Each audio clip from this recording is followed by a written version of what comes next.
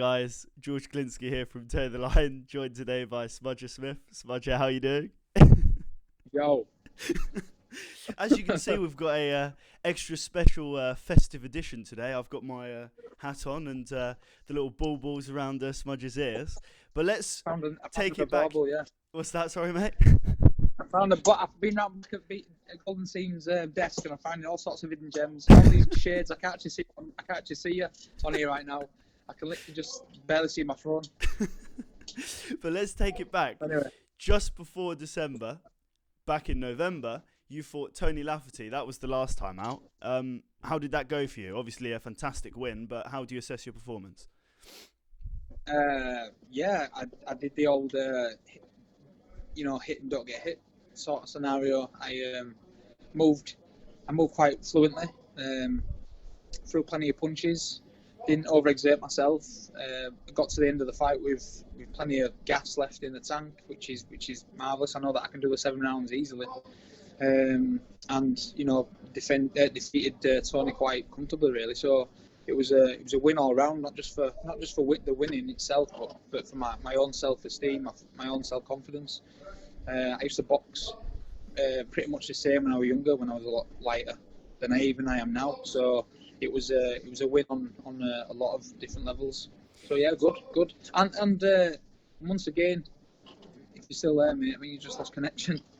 You there? Still here, yeah. So and once again, it was a case of me and Tony was friends before, but I think we're closer now, which is always a bonus. A bit like me and James Kennelly, really. You know, we got the measure of each other, and we know that we've had that battle. Like he always says, we're kind of blood brothers. You know what I mean? So good. Yeah, talk to me about that, because I'm interested in the sort of bound by blood aspect of combat sports. What is that exactly? I think it's just an understanding between two men that do fight and can fight. You know, you get your local lads down pub and they have a scrap, and most times, often than not, they won't shake hands and they won't be friendly afterwards, regardless of who's won. You know, one's normally bitter and driven by revenge, and that's normally how it settles. Whereas with lads that can fight and do fight within an honourable sport like ours, you know, and obviously normal boxing sometimes it can happen. Look at Carl Froch now with Groves, years on, but you know they've had them wars and they've become really good friends. And you get in MMA as well. You know, some of these guys have fought each other back in the past, and to this day now they're friends. I mean, you can guarantee that, you know, like Tito Ortiz and some of the other ones that fought each other back in the day, that I guarantee they'll be talking to each other around Christmas time and seeing how things are going. So with us, it's a case of you getting in there with each other and you're having that scrap, and the hand is raised or it isn't, and you can, if you're a sort of man that can be respectful of the sport, then you can understand that if the loss is a loss, it is what it is, and you can move on from that. I mean, some people like to have a rematch and stuff, but I'm not so fussed for rematches unless I think they're really needed because it was a close decision, or if maybe the decision were a bit dodgy. But other than that, if it's straight up I've lost, then I'm happy. I'm happy just as a loss. With that in mind, on the sort of aspect of personalities, what do you make of your new opponent, Hubert Geven? So I'm going to be as honest as I can be. I won't disrespect him, but I will say this: I know I'm going to a fight not really having any sort of issues with the person I'm fighting, not having any sort of bad blood with him, and I don't have no bad blood with him, but I do think that he's a bit cocky, a bit smarmy. I think that the fight with Bashir, I think that fight should have gone on anyway because it was the right thing to do, because he would have got through anyway. So why not get in there and show his, you know, test his mettle and show the sort of person he is. I mean, I did the same with the Kazakh, so why not? You've had everyone pay tickets. They pay the tickets to come and watch. You've got people back home paying online to watch. You've done your training. You know what I mean? You've got your sponsors to endorse. So why not get in there and show anyway? I mean, if it was only a couple of kilo. I mean, a couple of kilo. I'm sure you can handle a couple of kilo in this sort of rough sport anyway. Why not? So, and then when he come to the show in the last one, it took him 2 weigh-ins before he'd actually finally made weight. So he was obviously complaining about being unprofessional, and then turned up unprofessional himself. A professional fighter will turn up on the morning on weight, not in the middle of the afternoon or late in the evening. You know, I've had, this is my 7th show coming up now, and I've never ever not hit my weight target. And I've been big, and I'm now small. and I made sure that I took all that time out to make sure I got to the weight that I was fighting at next. And it was hard. It wasn't the easiest thing to do, but I did it, and that was very professional. So I just think you can't have it on one foot and then not on the other. You know what I mean? You can't have it all your own way and then whinge about it later on. So as far as I'm concerned, he threw the remark of being unprofessional and then turned up unprofessional, and that to me, it's not very good. And against Mark Cross, there was a little bit of controversy there as well with the sort of the holding behind the back of the head. What did you make of that incident particularly, but the whole performance as a whole? Don't think his boxing's that good, really, to be honest with you. I think that the damage that was caused on Mark Rawls was caused during the holding to the back of the head. So subsequently, they were the final blows. Really, they're the ones that stopped the fight. Regardless if it got stopped later on, it got stopped because of that. Well, that's my opinion of it anyway. Obviously, everyone else's opinions are different. I know that Jim spoke to the referees now for the next show, commented on the incidents, and that he's reining it in. I seen that on the podcast with yourself and Jim the other day, which is brilliant. I mean, if it happens with me, I can't actually see him being able to grab me like that because I don't really stay in the pocket for too long. I'm in and I'm out. Going in myself. Advancing forward, I always hit and then move. And if he comes towards me, I bob and weave. I don't stay in the pocket with my hands up like I've got gloves on, because I know I ain't got gloves on, so I don't do that. You know what I mean? So take it easy, buddy. So I can't see it working anyway with me. But if he tries it, then obviously the refs are going to be there, and they're going to put their they're going to put themselves in the way and stop it from happening anymore. So I shouldn't really have anything to worry about when it comes to the dirty boxing. And you are very confident of victory in this fight, as you always are, but particularly here. Is there any idea of what will come after Hubert Geven and the prize fighter? Well, once I've won the prize fighter, I want to have one show off. I've just had the free boxing. I've just had the 3 shows in a row. When I first started, I had 4 shows in a row, and it took its toll on me as well. So, you've got to imagine that. The 7th show in space of a year and a half, I could do with just another break. I mean, I don't know how long the break's going to be, so I've just had the dates put up. Actually, I think something like 4 to 5 months. 4 to 5 months is not fun. I'll still be at the next show, and I'll still be supporting all the boxers that are down there for the next show, which is great. I'll still be helping promote the shows. But just one show off, a bit similar to what Ricardo did, really. Just chill out for a bit and then get back in there, ready to go, fire in the belly. Yeah, and I wanted to touch upon one particular matchup which has sort of been discussed around the BKB universe, which I'm very interested in. James Lilly, I believe you both sort of agreed on Twitter. I mean, you're a man who will fight anyone, but is that a fight you might be looking towards in the future? Yeah, we didn't agree to fight on the basis that we would get that fight. Obviously the Jim and Joe, the matchmakers, but it'd be nice to see that match being made. But more so, I mean, I've heard whispers on the grapevine that there's a possible chance of both. Well, the weight categories are changing in January, and I'm sure that the 71 to 74 kilogram weight division is, it's free of the world title and the British title holder. So it'd be nice to fight. Well, I think, and I hope I've done enough to be able to fight for the world title, and I think that's a fight to be made. So if that was to be done, I mean, obviously, I'm only putting it out there. I'm not telling Jim and Joe to match that fight because it's not for me to say. But that would be a fight that I think would be brilliant. It would show James' skills in its entirety and mine as well. I think it'll show a lot of people that we are world level in BKB, which is great for us and great for the fans. Definitely. And you've come into your prime somewhat late in terms of boxing years. What's your sort of accreditation to coming into your prime at 36? I don't know. I've always trained hard. Even on my time off, I was training. I never really let it go fully. I got a bit chubby, but I got a bit chubby with muscle as well. So it wasn't like we're on just all fat or relaxed muscle. It was. I was going to the gym and I was working out, and I've always had good cardio. Even when my cardio was bad, it's still better than average. So I can only say, just living well. I don't do drugs, and I seldom drink. So I think hitting my prime at 36. I think this day and age, a lot of people do it the prime later on in the 30s. Back talk 100 years ago, people in the prime they were 18, 19, 20, and that was that. People were dying a lot earlier, but the standard of living's gone up so much better, and we can look after ourselves. We know about nutrition nowadays. It's just a better life, isn't it? Yeah.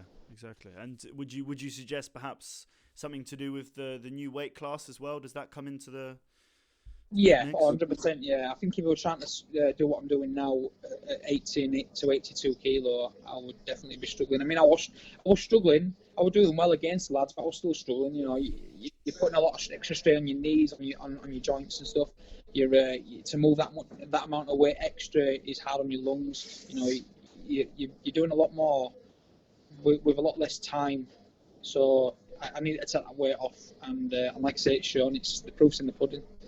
Hand So speed's better as well, so yeah, definitely. Something I wanted to discuss because, sort of going back ever so slightly to that Tony Lafferty fight, this sort of warrior-like mentality. And when I was doing Tony Lafferty's biography in particular, that sort of came out in the writing there.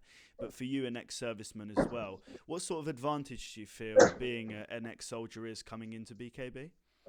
I think coming into the fights themselves, you just don't seem to get as much nerves. You're cool, calm and collected, which is what you're taught in the army. You're taught to take the situation as it comes and just roll with it. You don't really get them nervous energy fucking drains where before the fight. Some people, you can see them sat there and you can see they're worried. And I always think to myself, well, I've done all my training, so I don't need to be worried. I'm getting in there, I lose, and it's only on me. 1 second, this is my good pal, he's a DJ. This is Jacob Kelly. Yeah, mate, how you doing? Nice hat. Digging that hat. I feel fucking left out now. Go get your sock on your head. Hang on. He's going to get his hat. Oh, I think just in general, as a soldier, especially when you've been in for so long. I mean, I know Tony did quite a few years, and I did just short of 10. You go in there, just getting on the Hercules, going to a tour to deploy. You'll either get nerves or you won't. And you've got to understand the situation you're going to be in. And if you've done the training for that situation or the situation you're going to find yourself in, then you should have nothing to worry about, because you should just take over. And that's exactly what happens with the BKB with me. I go down there and I'm bouncing around before the show. You see me run up and down the stairs and greeting fans and friends and family. I'm talking to everyone and anyone I can. I mean, mine's occupied with them anyway, but I'm not really so fussed about I'm not worried about the fight. He wants to get in this interview. He's a dude. He's old Jacob. Jacob's ex-forces as well, so I think he'll agree with me that when you've trained for something so hard, when things go wrong or things start to go as planned, really, because if you're training for certain situations to happen, that's as planned because you're expecting it to happen.